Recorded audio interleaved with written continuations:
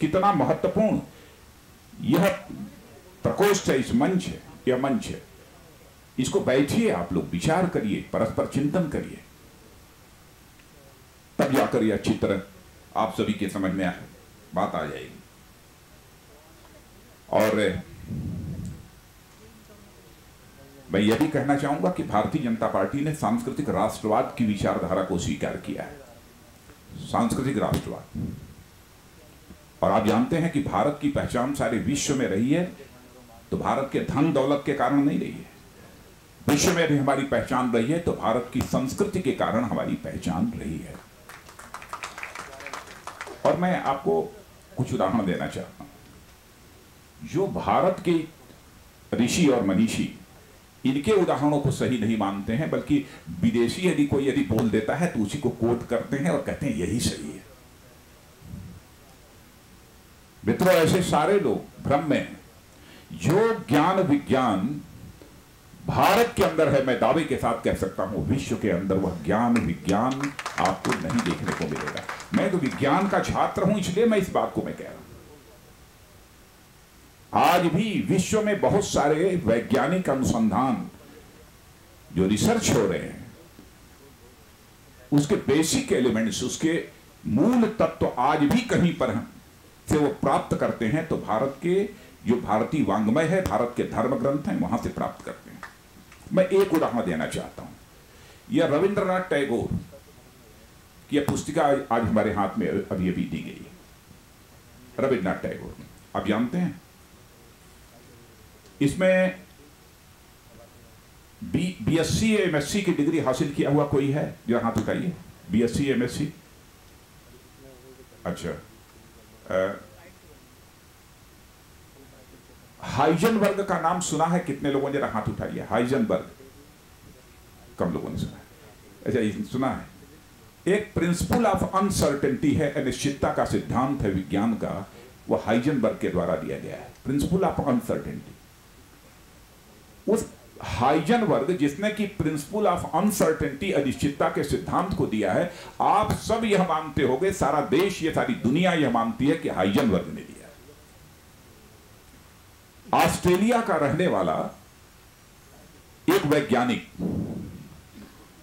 वो क्या कोपरा है, फिज कोपरा उसका नाम है। उस वैज्ञानिक जो कि हाइजेनबर्ग का मित्र था, उसने लिखा है कि हमसे मिस्टर हाइजेनबर्ग ने यह कहा कि हमने इस अनिश्चितता का सिद्धांत, प्रिंसिपल ऑफ अनसर्टेनिटी की जो तलाश की है, जो इसका इन्वेंशन किया है, वह मैंने अपने कारण नहीं किया है, बल्कि रविंद्रनाथ टैगोर के साथ बैठकर वैदिक फिलॉसफी पर जब हमने चर्चा की, तब जाकर हमको इसका मूल ज्ञान प्राप्त हुआ। तब हमने इस अनिश्चितता के सिद्धांत का यह अन्वेषण करने में सफलता प्राप्त की है। एक नहीं, ऐसे हजारों उदाहरण आपको मिलेंगे, हजारों उदाहरण मिलेंगे। लॉ ऑफ ग्रेविटेशनल फोर्स, गुरुत्वाकर्षण का सिद्धांत, यह आपका है मित्रों, दुनिया के दूसरे देश का नहीं है। लेकिन इस ओर, इन सब सारी चीजों की ओर जो ध्यान जाना चाहिए, किसी का दया नहीं है। भारत की संस्कृति के महत्व को एक उदाहरण से केवल मैं बतलाना चाहता हूं, जो सामान्य तौर पर सीधे समझ में लोगों की बात आ सके।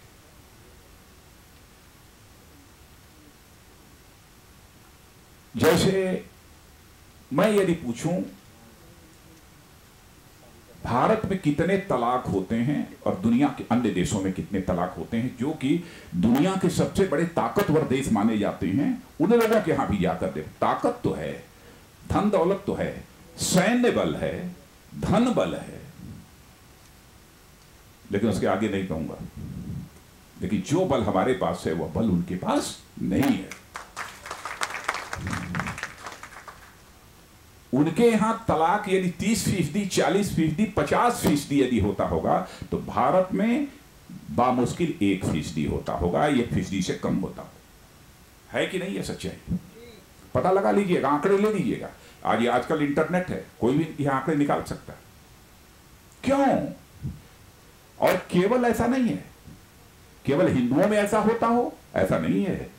हिंदू होगा, मुसलमान होगा, ईसाई होगा, जो भी भारत में पैदा हुआ है, जो भी भारतीय है, भारत की मिट्टी से जुड़ा हुआ है, उन सबकी मैं बात कर रहा हूं, केवल हिंदू समाज की बात नहीं कर रहा हूं। भारत की संस्कृति किसी धर्म, किसी मजहब, किसी पंथ से विरोध करने वाली संस्कृति नहीं है। यह सबको लेकर चलने वाली संस्कृति है। और इसी भारतीय संस्कृति का ही करिश्मा था कि आज तक हमारा भारत एक सेकुलर स्टेट है, एक पंथ निरपेक्ष राज्य है। दुनिया में अन्य कोई देश यह दावा नहीं कर सकता है कि वह सेकुलर स्टेट है, पंथ निरपेक्ष। यह आपकी संस्कृति का करिश्मा है, जिस सांस्कृतिक प्रकोष्ठ के आप संयोजक यहां बैठे हैं, उसका करिश्मा। लेकिन अब सर्वाधिक तलाक वहां होते हैं, यहां नहीं। अब आप समझिए कौन सी संस्कृति सर्वश्रेष्ठ है, इसको आप स्वयं समझ सकते हैं, ज्यादा मुझे समझाने की जरूरत नहीं। क्या चाहते हैं कि यह संस्कृति समाप्त हो जाए? क्या चाहते हैं यहां पर भी 50% की दर से, 40%, 30% की दर से यहां पर भी तलाक हो? यहां क्या आप भी चाहते हैं कि यहां पर लिविंग रिलेशन चलें? क्या हमारे यहां सामूहिक एक परिवार का जो कंसेप्ट है, क्या उसे नकार देना चाहिए इस अवधारणा को? क्या आप ऐसा नहीं महसूस करते हैं जब सामूहिक परिवार होता है तो जहां पर आर्थिक सुरक्षा की अनुभूति होती है, पूलिंग ऑफ रिसोर्सेस, लोग आश्वस्त रहते हैं, चलिए आज हमने काम नहीं किया, कोई बात नहीं, थोड़ा कम ही हो गया, लेकिन और कमाई हो जाएगी, कोई बहुत बड़ा कोई संकट परिवार के लिए पैदा नहीं होगा, होने पाएगा। इसके कारण एक निश्चिंतता का भाव रहता है और साथ ही साथ परिवार के रहने के कारण एक भावनात्मक संतोष, इमोशनल सेटिस्फैक्शन भी रहता है। अब परिवार में 10 सदस्य रहते हैं तो आदमी अपने को एक सोशली सिक्योर्ड महसूस करता है, सामाजिक दृष्टि से भी अपने को सुरक्षित महसूस करता है। नेताजी भी जाएंगे, जो अकेले कमरे में रहता होगा उससे वोट मांगने नहीं जाएंगे। जिस परिवार में 50 वोटर होगा उसके मुखिया के जाकर पैर के ऊपर अपना सिर रख देंगे। ये है सामूहिक परिवार। सामूहिक परिवार ये कहां मिलेगा? आज सारी दुनिया इस ओर लौट रही है। तो मित्रों, ये है कला संस्कृति का महत्व, इसको समझना होगा। ये मत मानिएगा, बहुत महत्वपूर्ण ये प्रकोष्ठ है। अब जैसे दुनिया में बहुत सारे देश हैं, दुनिया में जैसे, अच्छा कोई एक हमको कोई उदाहरण बतला दीजिए दुनिया का कोई, कि किसी को न कहीं कोई निमंत्रण दिया जाता हो, न कहीं कोई विज्ञापन होता हो, न कहीं पर कोई एडवर्टीजमेंट किसी हमारे चैनल्स को दिया जाता हो, लेकिन उनको कोई बताता भी नहीं है। कुंभ का मेला होता है, मैं भी गया था स्नान करने, तो हमारे चैनल के मित्रों ने मुझे नंगी बदन दिखाया था, कहा बड़े मजबूत बदन वाले।